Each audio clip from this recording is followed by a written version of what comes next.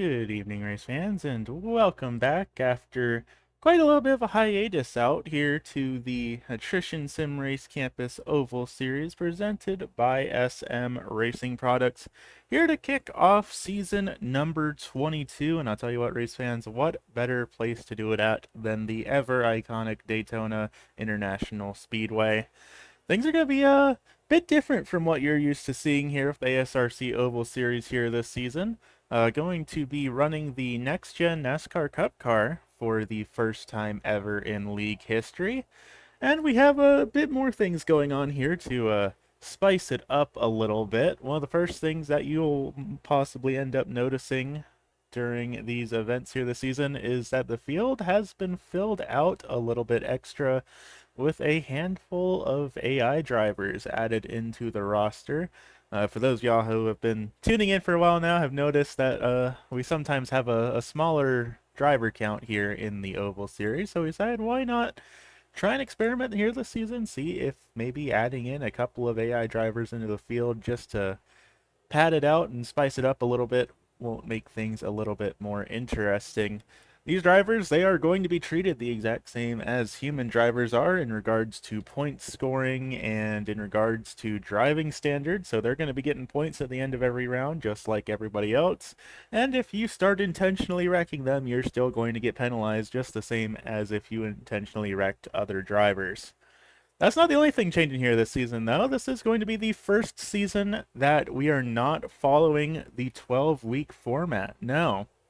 This season here is actually going to be made up of 18 rounds.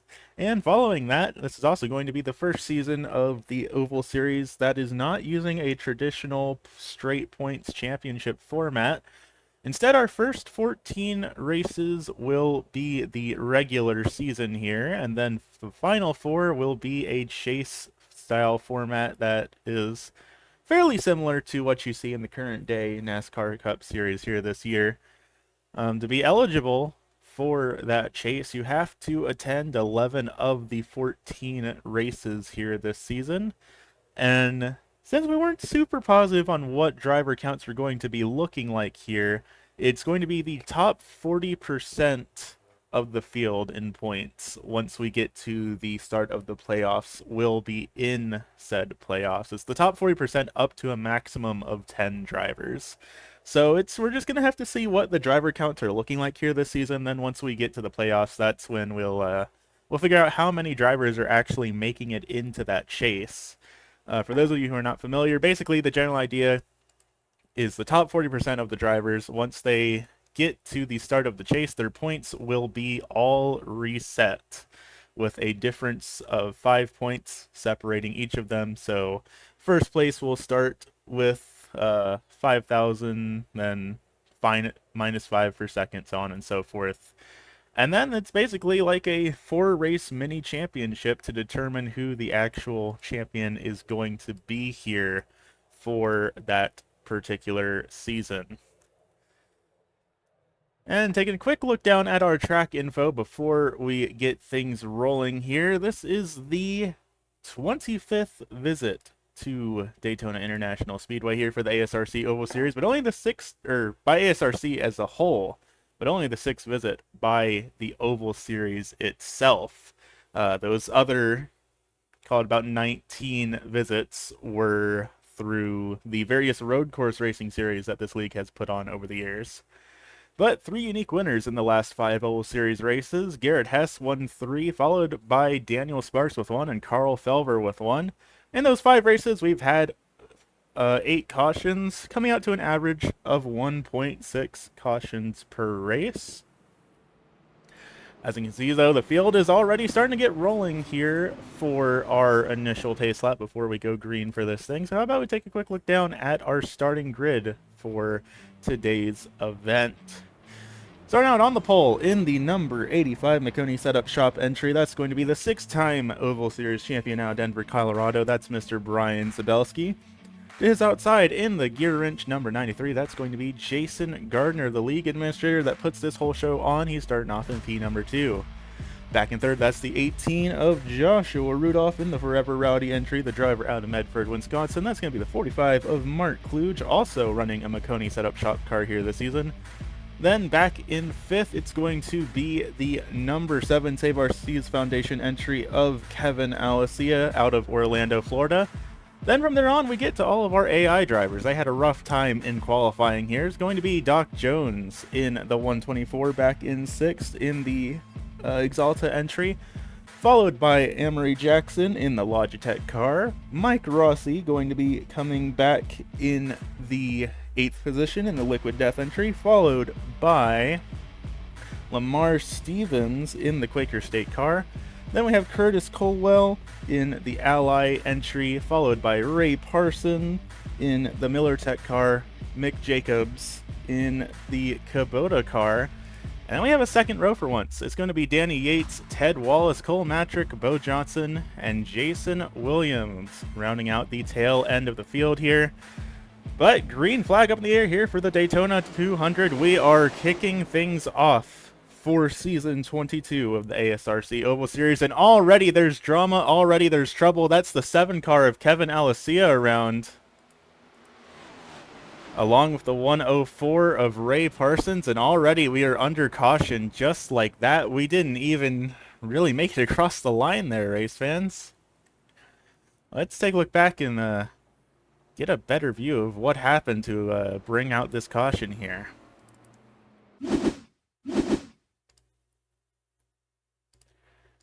So taking a look down, coming towards the green flag, looks like Kevin Alessia might have had some wheel spin or something coming to the green and caused a big checkup, but that caused him and Ray Parson to both go around here.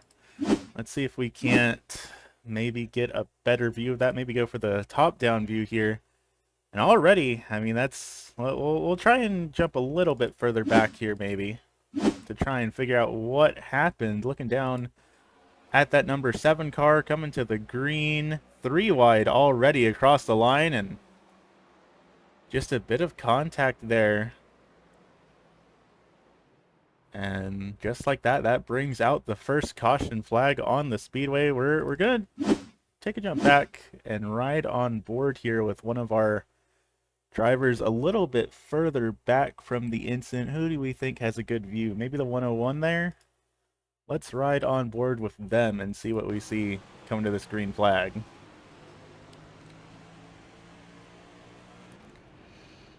Yeah, it just looks like a very early checkup here. That's going to be bringing out this first caution. Lining back up, getting ready to come back to the green here. We did have 2 takers down on pit lane. Mark Kluge and Joshua Rudolph both elected to come down there, so both of them will be restarting at the tail end of the field. And just in front of them, Kevin Alessia and Ray Parson both involved in that incident, so they're back at the tail end of the field as well.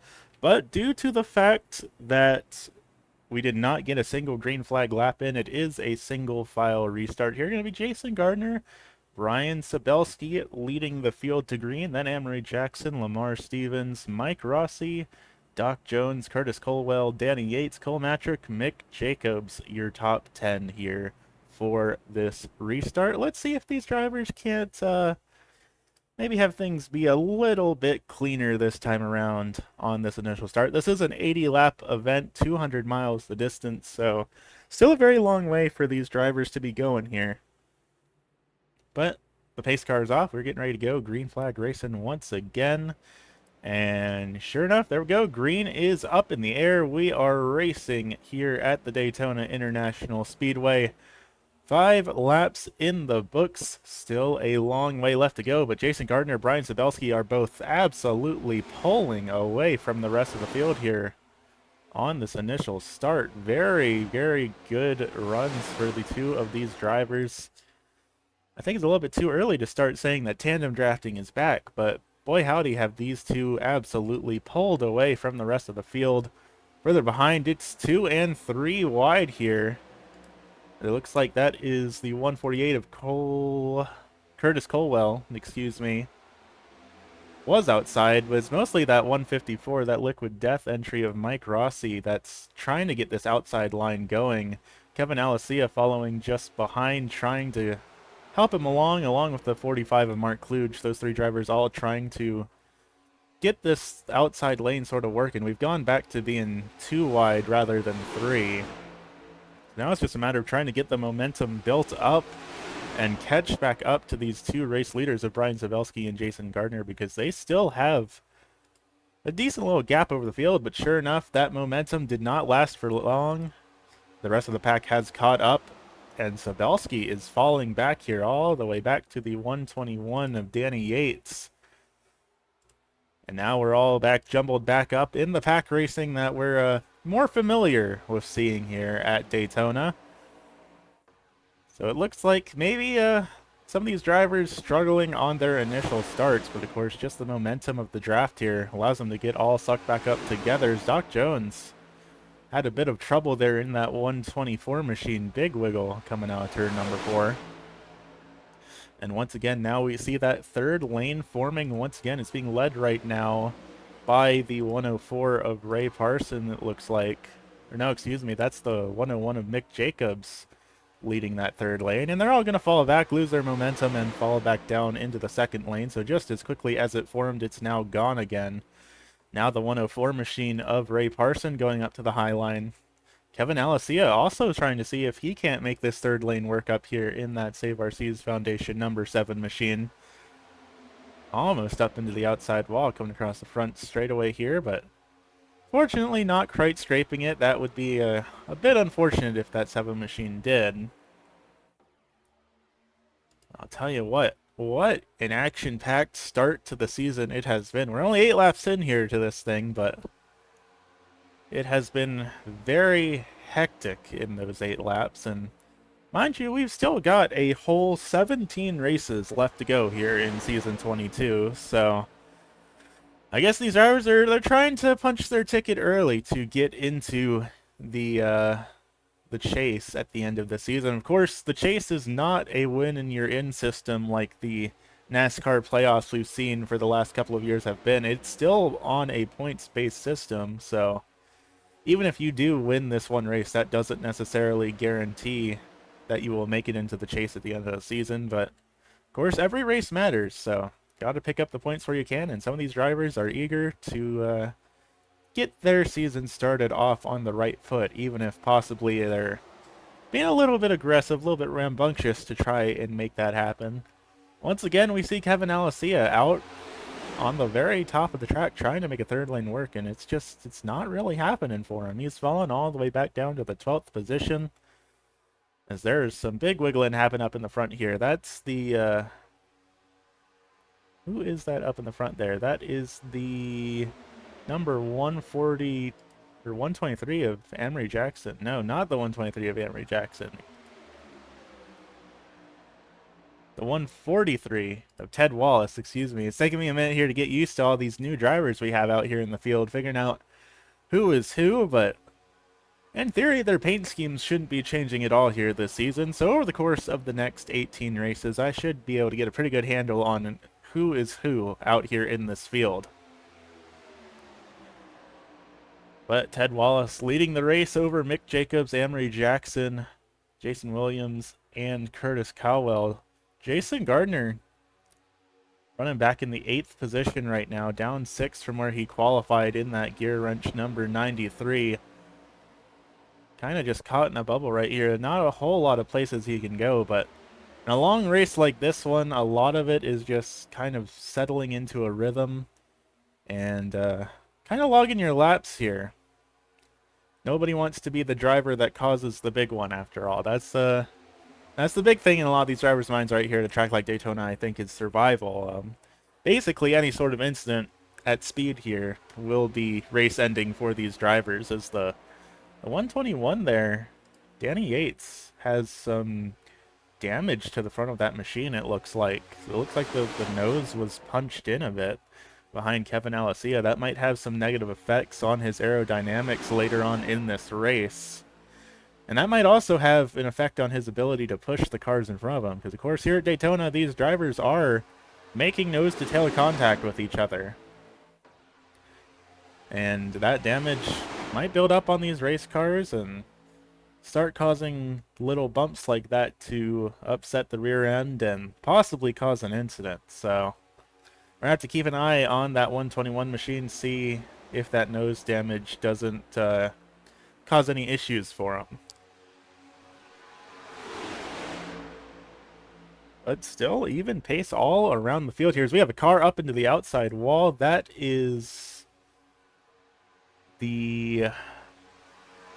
I believe that's Joshua Rudolph in the 18 machine that's up there. Sure enough, yes it was. That was a little scrape against the outside wall for Rudolph. That's going to send him back to the very back of the field, back in the 17th position. But the most important thing is that he did not lose the draft, so he is able to keep that Skittles machine up in fighting position. Is now Kevin Alessia having a little bit of trouble in that SRC's Foundation number 7. Got very loose coming out of turn number 2, but he hangs on to it here. Going very high up the raceway, heading through 3 and 4 here. Lots of energy here in this pack. Lots of wiggling and moving and shaking that, you know, might not entirely be necessary, but a lot of these drivers really trying to look for a spot to stick their nose out and try and get a pass made. Again, we're only 14 laps into this 80-lap event. There's still a long way left to go. At least one, if not multiple, pit cycles on the docket.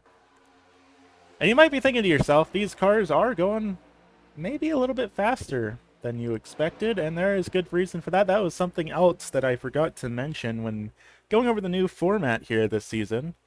For the intermediate and super speedway ovals here this season, we are going to be running reduced weight and increased horsepower. So I believe, I want to say it's 10% horsepower increase from what a normal NASCAR Next Gen runs. I might be wrong with that. It's either 5% or 10% increase. But these drivers are hitting 203 miles per hour around this circuit, so definitely going to require some quick reactions.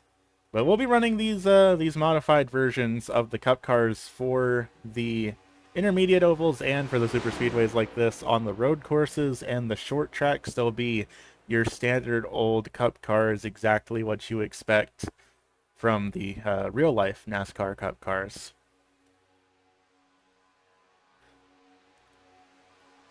Lots of wobbling happening here in this mid-pack, and there's a car around.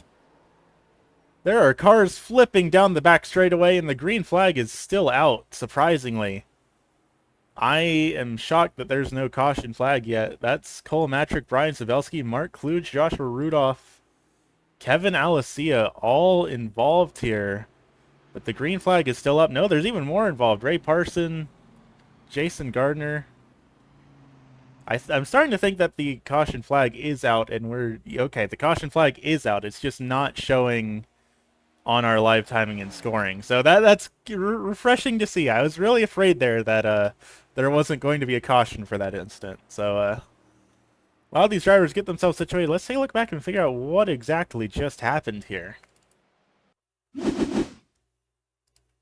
So taking a look down at Joshua Rudolph in that number 18 machine. Looked like there was 2 separate incidents here that we're going to have to go back and unpack. So hold on, let's take a jump back. We're going to need to break out the slow motion camera to figure out what all just happened here. Starting with Rudolph and Kevin Alessia, their own incident. Looks like Rudolph comes up just a little bit, makes contact with the number 7 machine of Kevin Alessia, and just both get collected in the outside wall. That's their own independent incident from whatever else is going on here.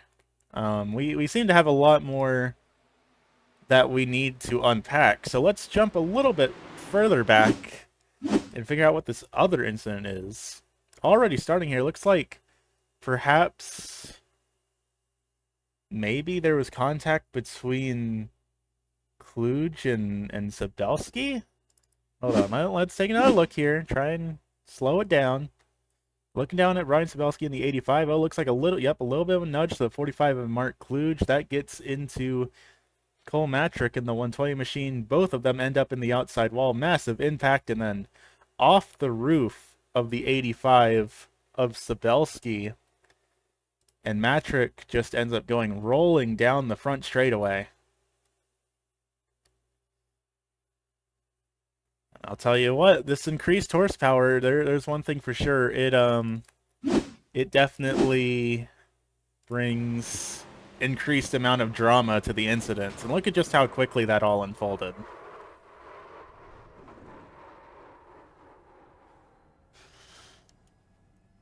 Definitely quite the disastrous incident here.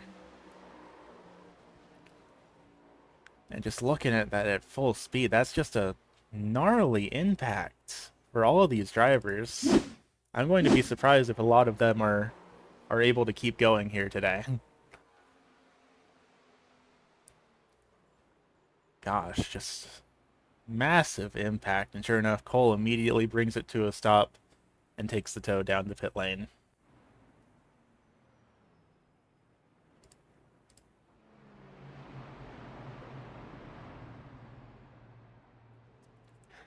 Alrighty, race fans, we've stacked them back up 2 by 2, getting ready to go racing again. This time by will be 18 laps completed when we take the green flag. And we did have a couple of takers down on pit lane. Amory Jackson, Curtis Caldwell, Jason Gardner, Kevin Alessia all came down under this caution, as well as Joshua Rudolph, Brian Sabelski.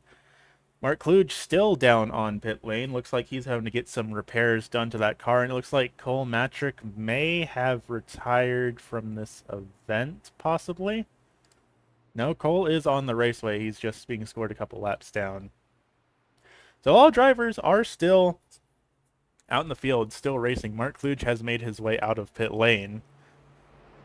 So all 17 cars are still in this, and it's looking like 16 of them are still on the lead lap. Mark Kluge actually looks like he should still be on the lead lap if I'm reading this correctly.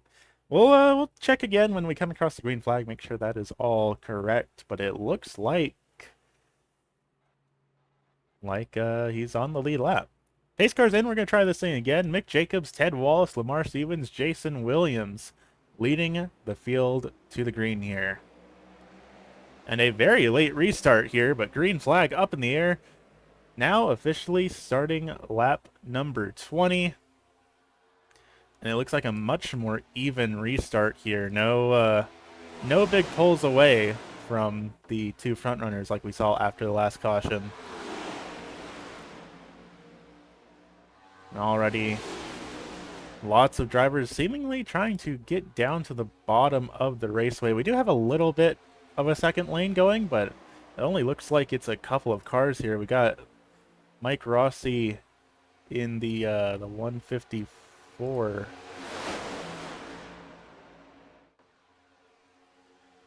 No, he is on the bottom. I'm getting myself all sorts of confused here with all these new drivers here, race fans, but Mick Jacobs now up to the lead, and we have another driver scraping against the outside wall. That's going to be Joshua Rudolph having a little bit of trouble there. Now he's now 3 wide here. And it looks like that 123 of Amory Jackson is going to follow him up into the third lane, try and help him out. But it's going to dissolve just as quickly as it formed. Amory sticks a nose out, thinking about trying to make a move happen, but immediately goes back on it in that 123 machine, getting a bit of a push from Brian Sabelski in that Makoni setup shop number 85. Also, Nihon Tiger Honda hood of that racing machine. If you want to ever see these drivers racing from their perspectives, Brian Sabelski is one of the very numerous streamers here in the ASRC Oval Series. It's on twitch.tv/Nihon Tiger. Definitely be sure to give him a look-see sometimes and ride on board with some of your favorite drivers of the ASRC Oval Series. Looks like Mark Kluge has lost the draft, though. He's currently being scored 10 seconds back from the rest of the field. He is, in fact, on the lead lap. Just very far away from the rest of the pack. He's basically going to require a caution flag to come out. He's a full straightaway behind the rest of the field. And of course, right now, he's running at about 185. That's about where you top off without any draft. Of course, the top speed we've seen today is 204. So not being in the draft, being by yourself out on a speedway like Mark Kluge right now, that is a 20-mile-an-hour difference, which adds up very, very quickly at this raceway. I'm only going to give it probably a couple laps or two before he ends up being lapped by this main pack. And that's, of course, on the assumption if a caution flag doesn't come out. Of course, if there is a caution flag, there's always the chance of a lucky dog to get put back up on the lead lap.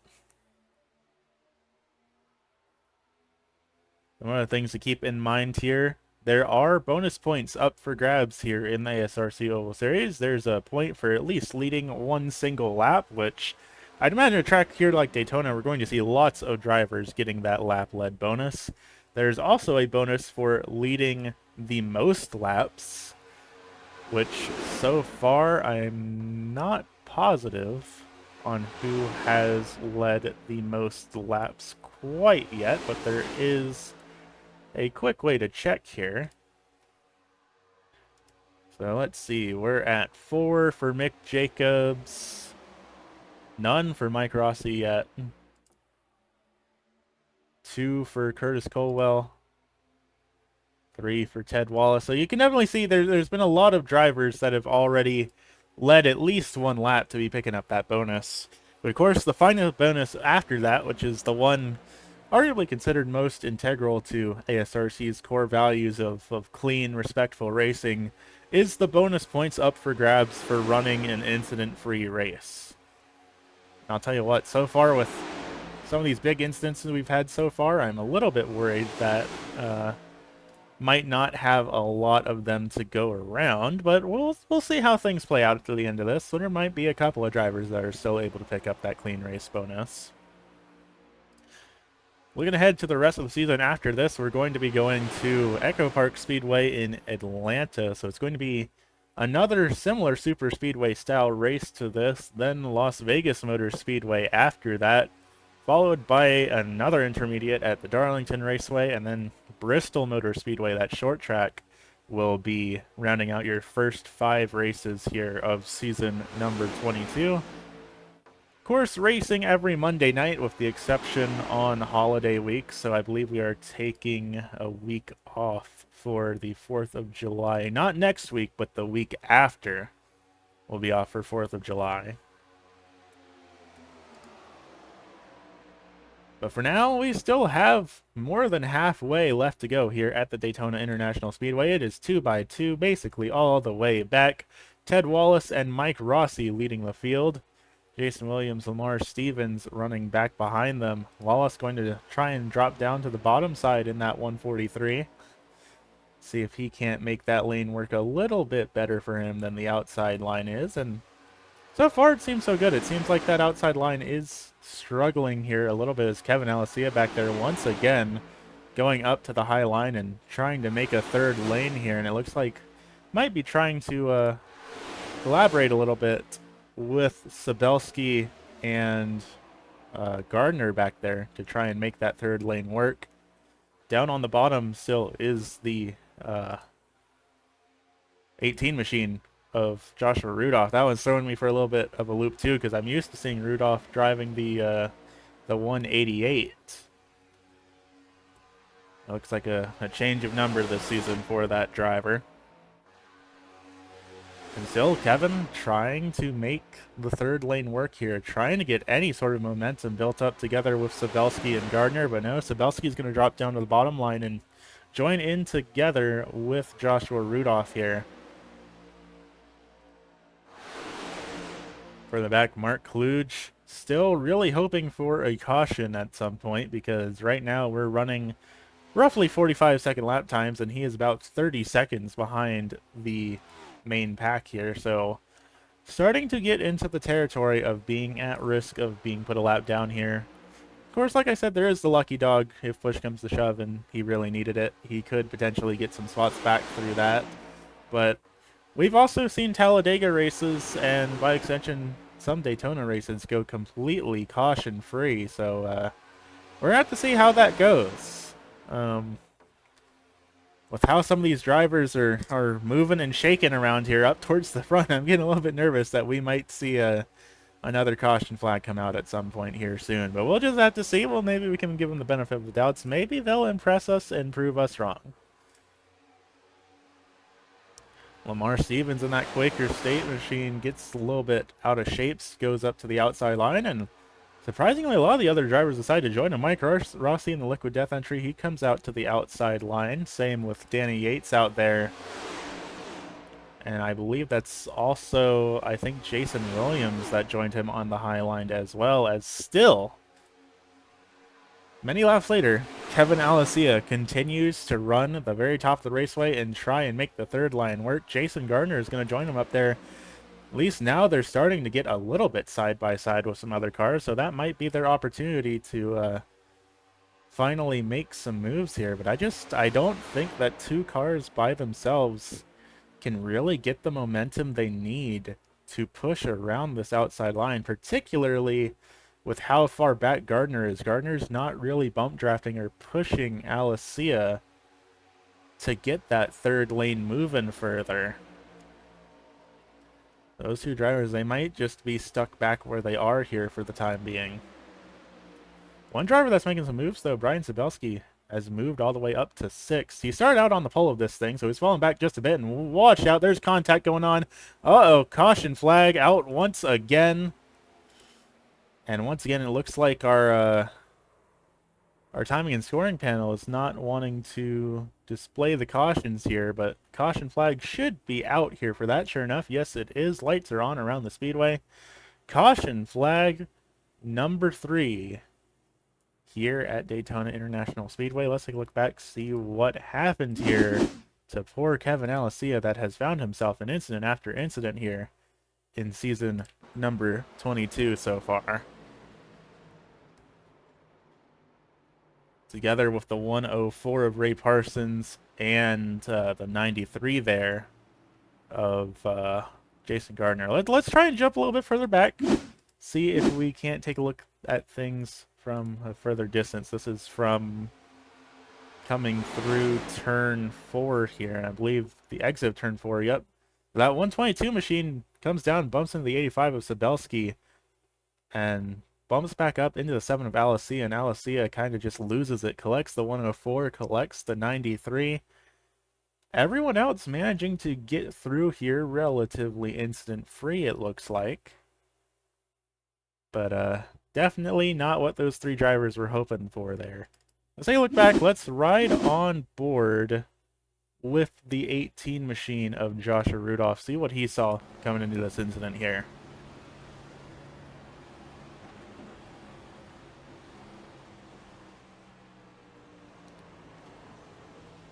Very lucky he was able to get it slowed down and avoid that caution there, because he was very close to being caught up in it.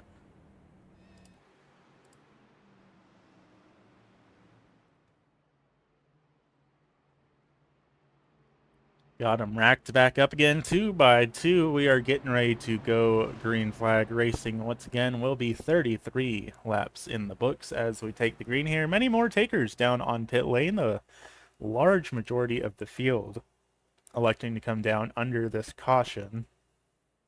Let's see, Lamar Stevens, Ted Wallace, Brian Sabelski, Danny Yates, Mike Rossi, Mick Jacobs, Doc Jones, Ray Parsons, Mark Kluge, Joshua Rudolph, Jason Gardner, Cole Matrick, all electing to come down. Really only drivers that didn't pit under this yellow. That's an easier one to list off.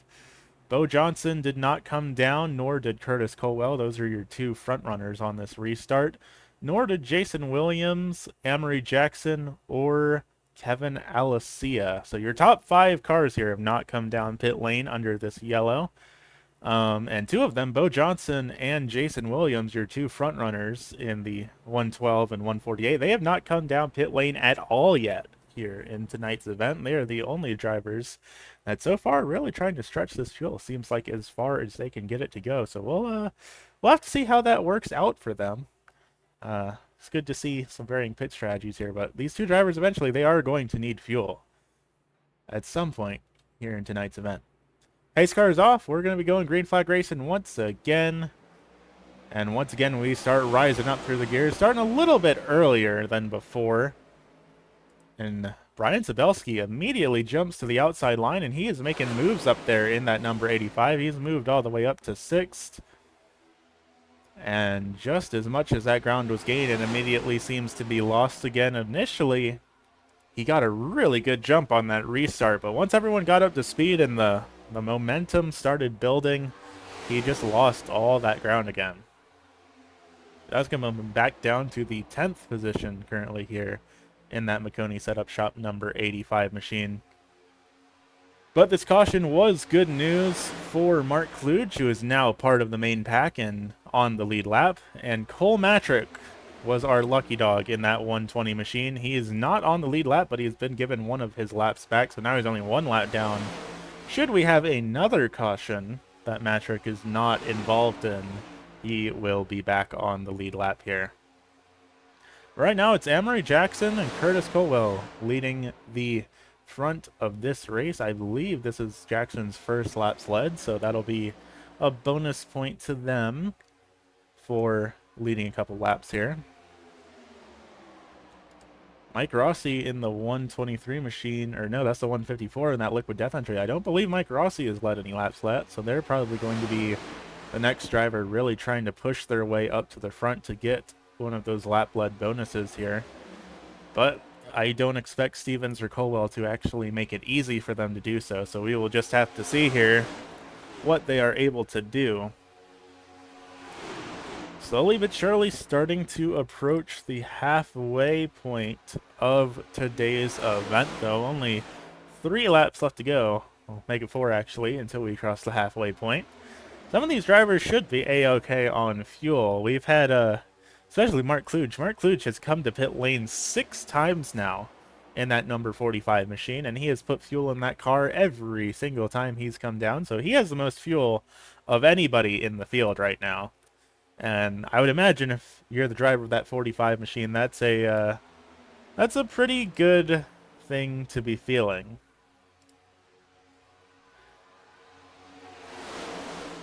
But we'll have to see how things go. He started up in 4th. He's all the way back in 14th right now. So keep an eye on that 45, and we'll have to see if this pit strategy doesn't work out for that driver. Ryan Sabelski once again fighting his way up towards the front in that Makoni setup shop number 85 machine. He's moved his way up to 4th here. Second car on the outside line, and he is absolutely pushing and shoving that Exalta number 124 of Doc Jones. Jones decides he does not lock that. He drops down to the front of this raceway. He does not want Sabelski to be shoving the nose in there maybe as much as he was. Now we see Rossi pulling out of line. He's going to try and start making the outside line work here.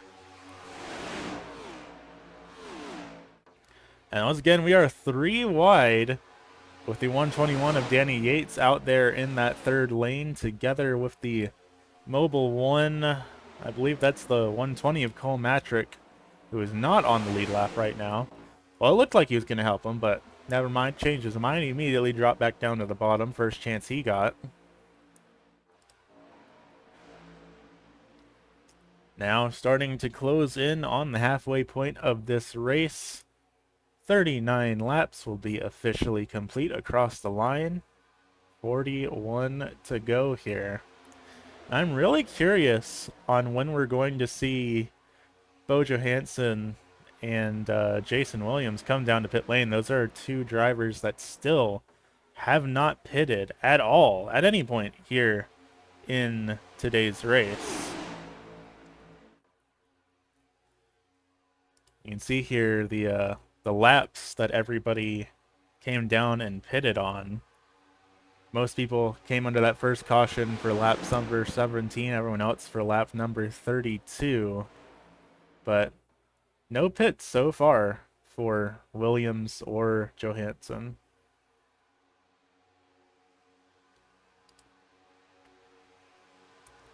Kevin Alessia again getting a case of the wiggles here, almost making contact with the 121 of Danny Yates. Manages to keep it planted there, but we are going 3 wide. Sabelski up on the high line, Yates in the middle, Alessia on the bottom. Sabelski lifts a little bit. He doesn't want to be 3 wide here, particularly with how squirrely that 7 machine has been all race. I believe 2 of the 3 cautions so far have all involved the 7 of Alessia in that Save RC's Foundation Chevy. Speaking of manufacturers right now, it is Chevy leading the field with Doc Jones in that Exalta entry. Ford running back in second right now with Lamar Stevens, but our first Toyota all the way back in 7th. We'll make that 6 now with Ted Wallace back there in the Advent Health 143. They're making a little bit of contact there with the weather tank entry just in front of them. Both drivers able to hang on to it there, but it's looking a little bit squirrely with that bit of bump drafting we got going on. That's the 188 of Jason Williams, one of the only drivers that we were talking about that has not come down pit lane yet. Alessia now finding his way up to 3rd, though, as the 188 jumps to the outside. Jason Williams trying to see if he can't get that 2nd lane moving. Right now, seemingly fairly evenly paced, as now Lamar Stevens jumps out to the outside line as well. Tries to pull up alongside Doc Jones for the race lead. At least for the time being. Sure enough, that 122's got it. He's dropped back down to the bottom. Now it's Jason Williams leading that outside line in the WeatherTech entry. Kevin Alessia kind of falling back here in that 3rd position in the inside line here, is now Jones goes to the high line. He's going to try and take the push and get up to the front. Kevin Alessia having a little bit of connection issues there. That was a little bit scary to see, but manages to hang on to it. Everyone's staying pointed in the right direction. We do have 2 cars, however, that have lost the draft. Not sure what happened there, but Rudolph and Gardner are now 10 seconds back. Somehow these 2 drivers have completely lost the rest of the pack. I'm not sure if maybe they had a scrape against the outside wall and that ruined their momentum, but they are way back here, all the way back in the 15th and 16th positions, respectively, as the last 2 cars on the lead lap. And bit of contact there as we have a driver coming down pit lane. That is Bo Johansson. That was one of the 2 drivers we were talking about that has not come down pit lane yet so far here tonight. So that leaves just Jason Williams here in the 188 WeatherTech entry as the only driver that has not come down pit lane yet. I wouldn't be super shocked if we possibly see him come down next time by.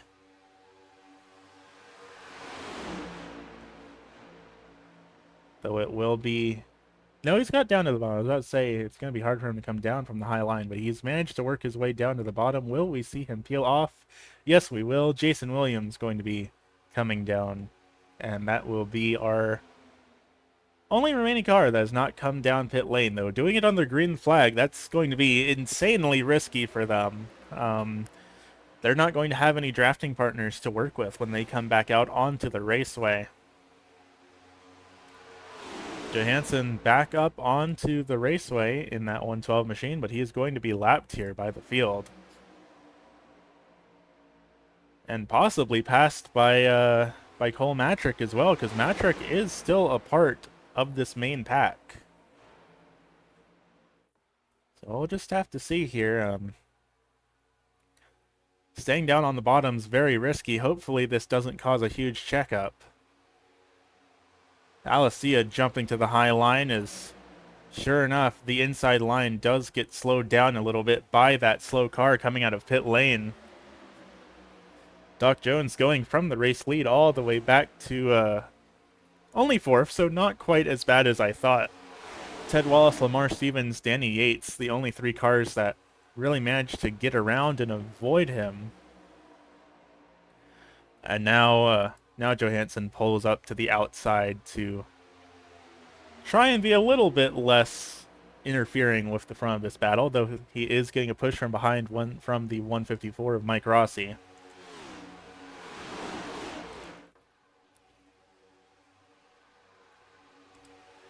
And coming across the line here, Ted Wallace leads the field with a decent little gap over the 122 machine as they come up on another car that is exiting pit lane under the green flag. That is Jason Williams there in that WeatherTech entry. Once again, that is going to check up the inside line just a little bit, but everyone fortunately seems to be keeping everything pointed in the right direction, not causing any drama here, but we do have some 3 wide going on between that 124 machine. That's Doc Jones stuck up on the outside line, falling all the way back down to the 9th position, possibly going all the way down to 10th. So now Danny Yates is being scored as your race leader in that Roush Yates Manufacturing number 121. Ted Wallace running just behind in second in the 143. I'll tell you what, we might be working our way to the point that every single driver in this field will have led at least 1 lap here tonight. And that makes you have to ask the question a little bit. Is it really bonus points if every single driver ends up getting them? What happens if every driver leads at least 1 lap and gets the bonus points for leading at least 1 lap? Well, that's a philosophical debate, and I'll leave that up to y'all race fans. But for now, it definitely seems like a lot of these drivers are pushing their way towards possibly achieving that feat. Kevin Alessia here in 3rd in that SRC's Foundation number 7, I don't believe has led laps yet. But he's putting himself in a position where he might be able to get up to the front here. So now we have the 101 of Nick Jacobs to the outside. And that's a car we haven't really talked about all that much today here in that Kubota entry. He's making some good moves here, getting up towards the front of this race. Will we see Alessia pull out in front of him while he still has the chance, though, and try and take the push to the lead? Looks like the answer is no. Alessia is going to be keeping it down on the bottom here in that number 7 machine.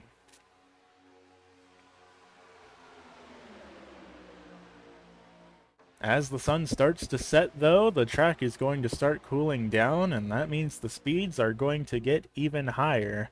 Right now, the highest recorded speed we're seeing around the field is 206 miles per hour by Ted Wallace. Or no, excuse me, I'm seeing a 207 by Brian Sabelski back here in this McConey Setup Shop entry. So Sabelski's definitely found some speed underneath the hood of that 85 machine. Lap times right now, looking around the field, in the 45-second range. The best one that I see right now is a 45.55 by Danny Yates, matched by Kevin Alessia. Oh, nope, and I'm wrong again. Looking a little bit further down, there's a 45.42 by our former race leader of Doc Jones, who's now back in the 8th position. He had a 45.42, 45.39 by Rudolph. I believe 45.39 is the fastest lap that we have had so far, as I'm continuing to scroll through the list. That's what it's looking like right now, at least. Down within 30 laps to go here as Danny Yates continues to lead the field. I'm really curious to see if these drivers that only pitted under the second yellow on lap 17, if they actually got enough fuel to make it to the end or not. If not, we might be seeing some more green flag pit stops, because I'm not positive that they're going to be able to make it, particularly with the increased horsepower under the hoods of these next-gen Cup cars. That means there's going to be increased fuel consumption to boot. Alessia, one of these drivers I'm worried about. Kevin has not pitted since lap 17, nor has the 148 of Chris Colwell. And sure enough, my concerns seem to be true, because we have 3 drivers coming down pit lane. Jason Gardner, Joshua Rudolph, Mark Kluge, all electing to pit together. These are all drivers that have pitted under the yellow flag already. That means they do not have fuel to the end. That means the entire rest of the field, at least the ones that didn't pit under this most recent caution on lap number 32, they might all be coming down to pit lane here in another couple of laps. That will definitely put this field on its head. That would mean Alicia, Curtis Colwell, Jackson. Those are the main three that look like they will still need to pit. Those who pit after the halfway point, they should be good to go. We've established that these cars can go 30 laps on fuel. Honestly, we've established these cars can go about 45 laps on fuel with Jason Williams and Bo Johansson, so I don't know. Maybe Alicia might be able to make it. It will be a very close call here, particularly if we stay under the green, but Alicia might have just enough fuel to make it to the end. Lots of what-ifs up in the air here with 26 laps left to go as all these drivers have come down under the green flag, have been put a lap down. Cole Matrick, Jason Williams, Bo Johansson, Mark Kluge, Rudolph, and Gardner all currently being scored a lap down just on their respective pit strategies here. Alicia still running up in third. Will he be able to get up to the front and get at least one lap led for those bonus points? We will have to see. Not including all of the AI drivers, Alicia is the newest driver to the league here running in tonight's event. He has been here for a little while. Let's see if we can't get some stats pulled up on Alicia's finishes here.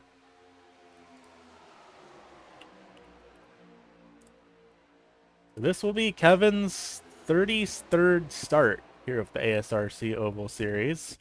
So it's not quite a rookie. I mean, 33 races is nothing to scoff at. But it is relatively fresh when we compare to the likes of Sabelski, who has made 411 starts with the ASRC League as a whole. In the Oval Series, this is his 216th start in that number 85 machine. So, kind of a bit all over the place in terms of experience here in Attrition Sim Race Campus.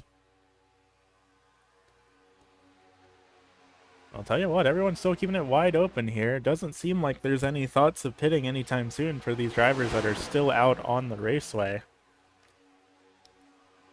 As there was contact there a little bit, Kevin Alicia making contact with the 124 of Doc Jones.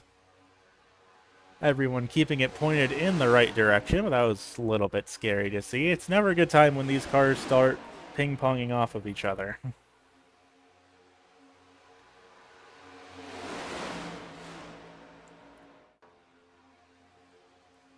And once again, Kevin having a little bit of some connection issues. That's going to cause a slight little checkup in the field, and that's going to allow Mike Rossi, or excuse me, that's the 188 of Jason Williams, who is not on the lead lap in that WeatherTech car, mind you. He's actually a lap down right now, but he's keeping up in that pack. Him and Cole Matrick, Bo Johansson, they've all actually caught back up to the pack. So Williams, Matrick, and Johansson, they're all out down, but they are all a part of this pack here. Kluge, Rudolph, and Gardner, however, they are all on their own right now. The three of them working together, trying to catch back up to the main pack. Currently, they are about 18 seconds off from the main field here, and I'm not sure if they're going to be able to make that up or not. Wallace and Yates, your two front runners right now.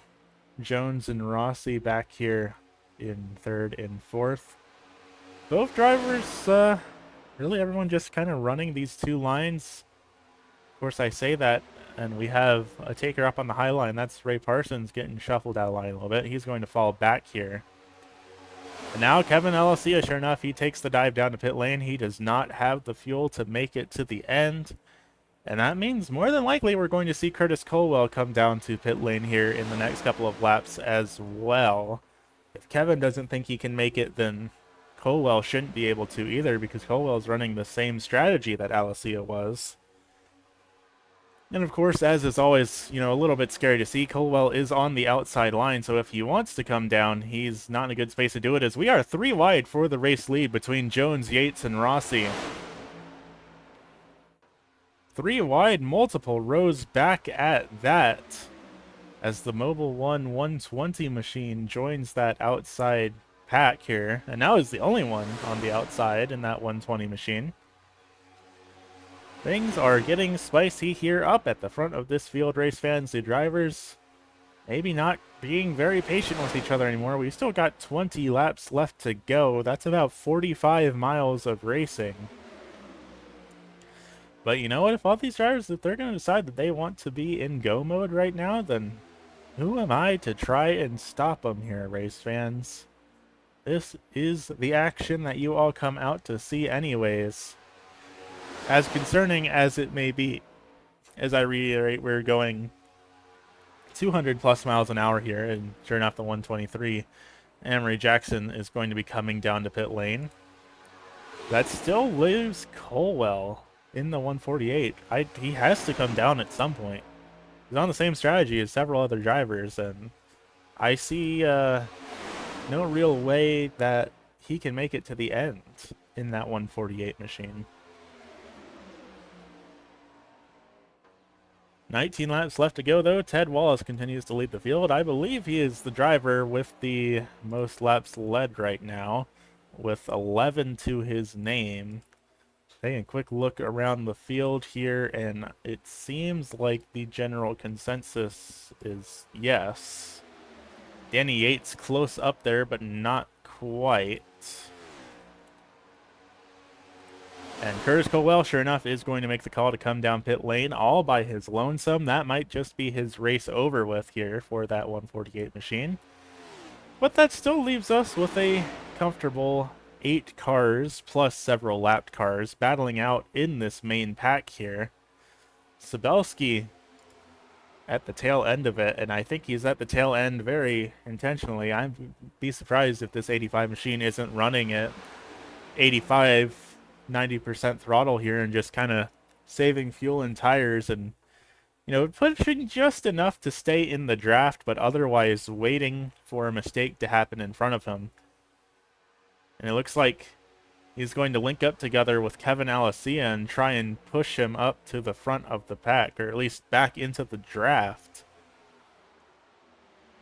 I don't quite think that they have lost it yet, but they're far enough back that they're starting to get to the area where I'd be concerned. So we'll keep an eye on those two, see if they're not able to catch back up here. As we have a slow car up ahead. That is, that's not Bo Johansson. Who was that up in front of there? That was Amory Jackson, I saw. That slow Logitech car that is going to have the field bearing down on them very quickly here. Hopefully that doesn't cause too much chaos here in this main pack, because there's currently a call it about 20-mile-an-hour speed difference between the pack and that 123 car. So far, everyone's seeming to be navigating around them okay. We also have Colwell up there, also off the pace of it in that 148 Ally machine. Of course, they just came down pit lane a couple laps ago. So that is going to be another driver. Slow car off the pace. That's about to basically just get absorbed into this lead pack. And with 15 laps to go here, it definitely seems like these drivers might be starting to get a bit antsy with each other here.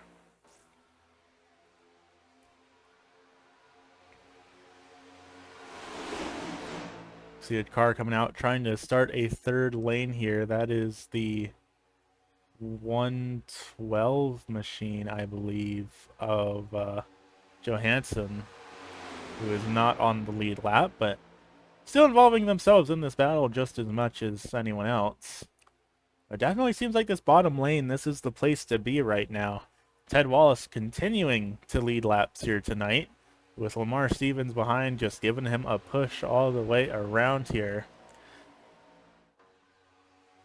That liquid death car of Mike Rossi, though, is starting to catch up just a bit on the outside line with the help of the 101 of Mick Jacobs, giving them a bit of a push. And suddenly there's a whole outside line now that has, I believe, Doc Jones up there helping out, along with the 121 of Danny Yates. And then, of course, the 112 of Johansson, all up in that outside line here. Sabelski and Alicia both continuing to hang out just behind the pack. I think both of them are starting to get a little bit worried that things might get a little bit explosive here in these final couple laps. We will just have to see. But both of them definitely seem like they're just kind of taking a little bit easier and trying to be playing the defense mode and avoid any incidents should they crop up here in these final 13 laps.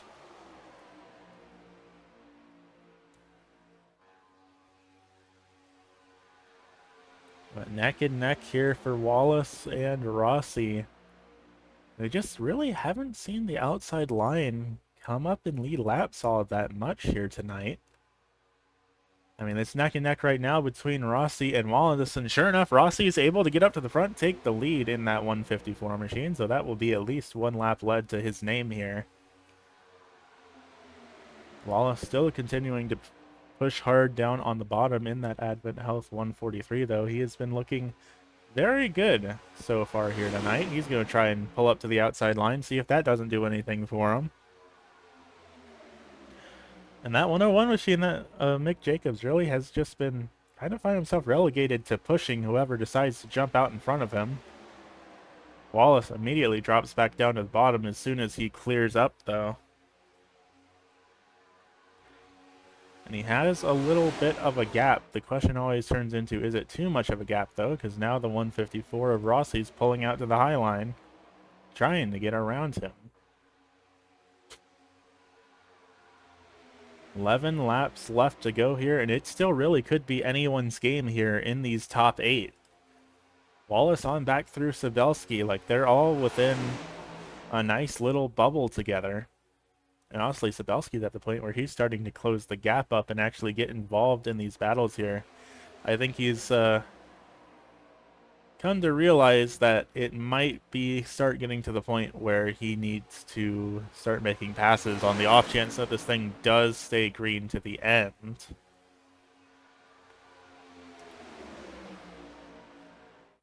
We will just have to see here as we cross the line. 10 laps left to go here for the opening round of the season. One of these 17 drivers will be the lucky one that gets to have the first trophy handed to them here this season. First checkered flag to their name. And that might just be setting them up for success in the remaining 17 races we have left to go after this.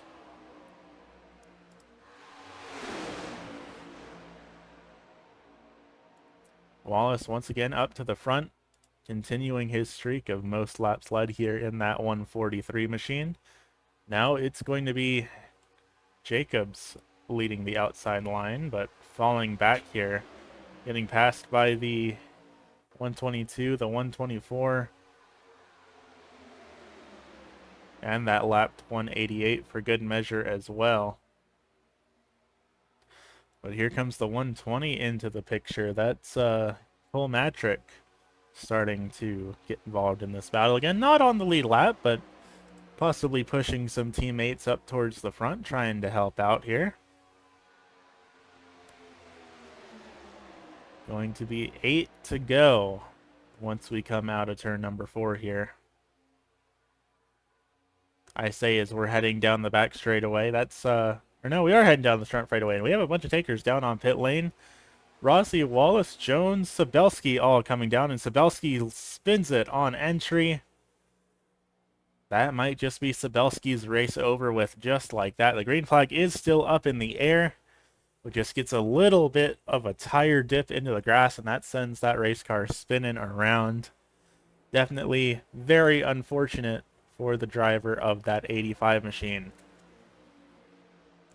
So that leaves our lead pack battle is just 4 cars. The 101 of Mick Jacobs in the Kubota, the 104 of Ray Parsons, the 121 of Danny Yates down in the Roush Yates entry. And we have more takers down on pit lane. Yates comes down, Stevens come down, Parson come down. That leaves Mick Jacobs by themselves as the sole race leader up here. And if everyone else has had to pit, that's fairly safe to say that Jacobs is going to have to pit here as well. And that's going to beg the question of how things are going to cycle out at the tail end of this whole thing. And Jacobs starting to slow down here just a little bit, so we might be seeing Jacobs come down to pit lane after all. He's getting passed by several lapped cars that are now managing to unlap themselves here. Matrick back on the lead lap for the first time in ages. And there's another taker down on pit lane. Well, I say that Cole Matrick's back on the lead lap, but he elects to come back down pit lane again here too. And that's going to cycle around to Ray Parson in the 104 being our race leader, with Danny Yates just behind in the 121. Both of them are kind of all by themselves here, so I'd imagine our next group, Mike Rossi, Ted Wallace, and sure enough, yeah, Lamar Stevens, these 3 drivers might be catching up and getting involved in that pack. Then for the pack, we have Doc Jones, Jason Williams, and Brian Sabelski that all came out of pit lane more or less together. But with 6 laps left to go, is it going to be enough for these drivers to catch back up? That is going to be the question. Mick Jacobs comes back out onto the raceway and is technically the race leader, but he is still having to get back up to speed, and he's not going to be going full throttle before Parsons and Yates comes on by. But if he can hook onto the tail end of this train and get the draft going, that might keep Mick Jacobs in the discussion for the race win here. We also have Rossi, Wallace, and Stevens all steadily catching up here to the 101 car. And now at this point, Jacobs is at speed, so even if he isn't able to catch the draft and catch back up to Parsons and Yates, he most certainly will be able to tag along with Rossi, Wallace, and Stevens, but it looks like he's got caught up here. With 5 laps left to go, Rossi and his little group are gaining. So it might be a 6-car shootout to the finish here, unless we can see Doc Jones and his group catch back up, but I don't think that's going to happen. They're a little bit too far back here. There's also the Mobile 1 entry there. That's Cole Matrick, who is on the lead lap, but won't be for very long. He's going to put a lap down here in the coming moments when he gets passed by this group. But sure enough, it is now a 6-car battle for the title here, with 4 to go as we come across the line. Matrick holding up that inside line just a bit. That's going to allow Yates and Wallace to move up to the front.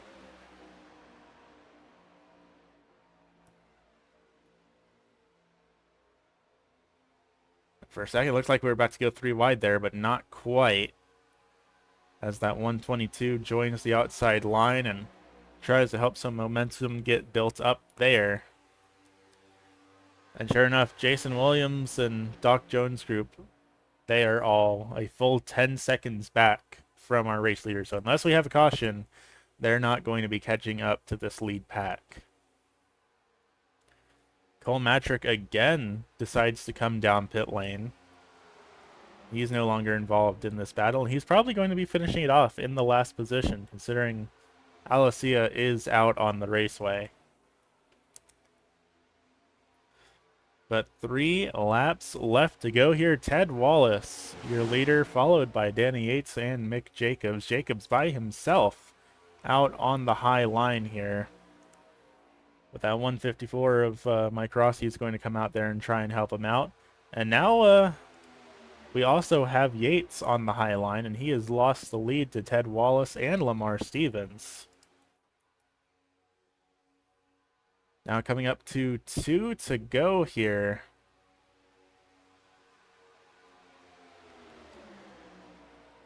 And it's still anyone's game in this top group. That 101 of Mick Jacobs really can't figure out where he wants to be. He's dropping down the bottom, back up to the top, up and down and all around, trying to figure out what the best position to put himself in here to try and take this race win is.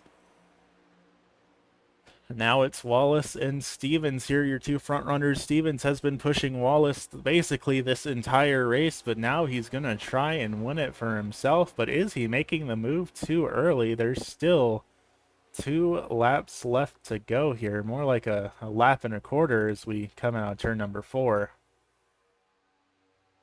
Now Wallace pulls up to the high line. He's going to try and leapfrog that position back, and the 121 is going to be joining him. Danny Yates goes up to the high line to try and help too.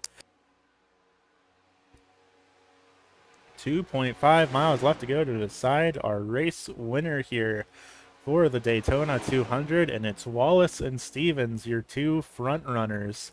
Yates still on that outside line, but I don't know that he's close enough to really make anything happen here.